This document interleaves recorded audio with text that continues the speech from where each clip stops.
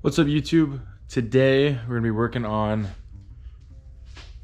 our sexy white thing. It's gonna be interesting, 100%. Don't worry why I'm so dirty. Don't think about it. Anyways, we're gonna be fixing something I broke 6 months ago, and it's gonna be interesting for sure. Let's hop into it.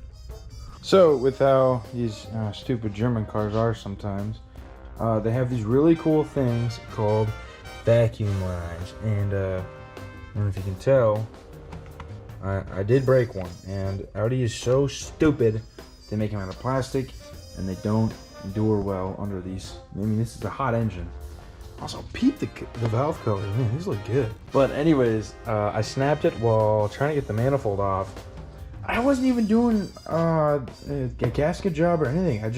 I wanted to take the manifold off to paint it, and I snapped a line, and I was like, oh, that's not good. But this also happens to be one of our cool and awesome things on here, that this line, it has a T connection here, which is not, this is not from the, that's not OEM. And I ran it to an actuator that controls flippers inside the intake manifold.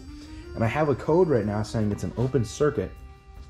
And basically, what can cause that is a vacuum line. And as you can tell, this isn't doing very well. And what I think has happened here is it's closed it up, so it doesn't idle as bad as it could be, or like used to, but it ain't good.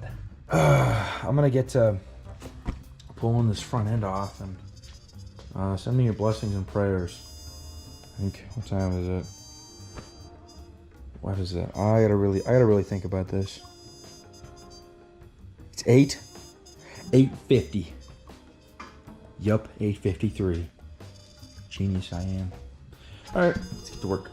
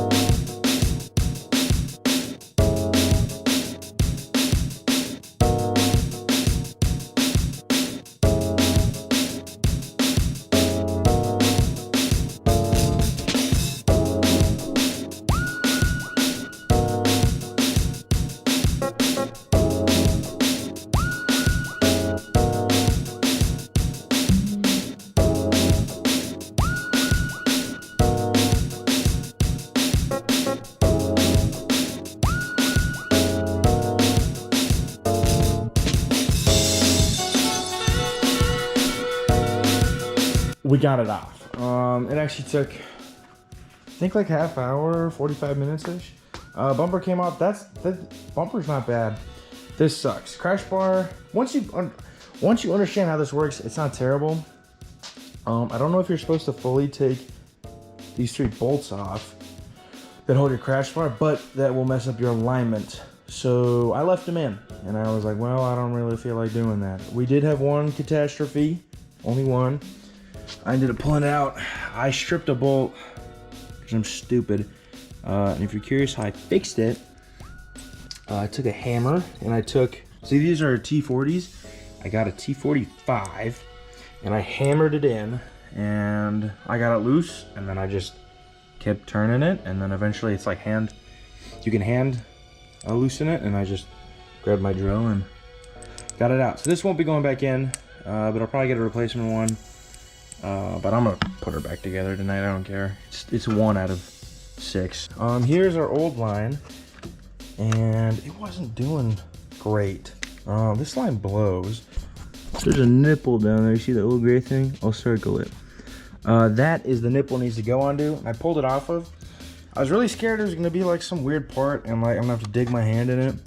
So very excited I don't have to. But yeah, this won't be bad at all. And all we gotta do is just do things here and then shove the new hose there, and we'll get her going.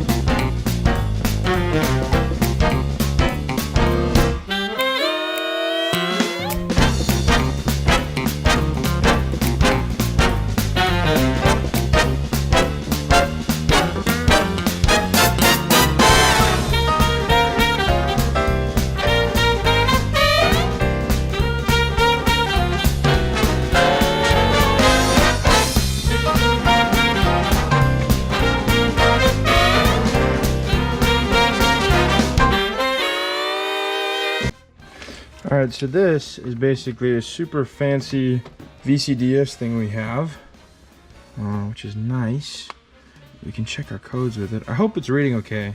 So basically what I'm going to do is we're going to read codes on this, and it'll be like, oh yeah, your stuff's all messed up, man. I'm going to start the engine because it's being weird.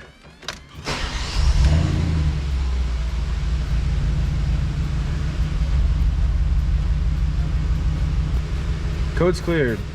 Okay, now we can read codes. System pass. No fault found. Let's do it again.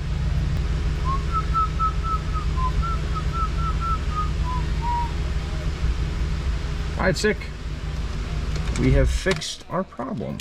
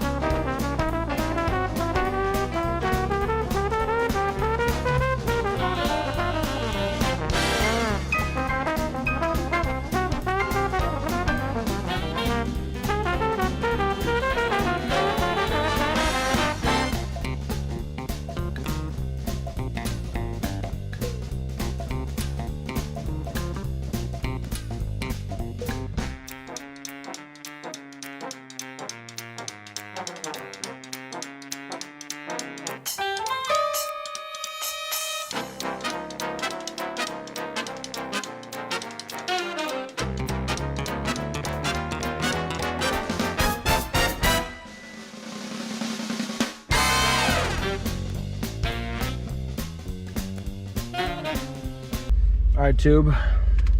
So, as you guys can already tell, the idle has gotten way better compared to earlier. But what I'm really after is how this is about to perform on this run.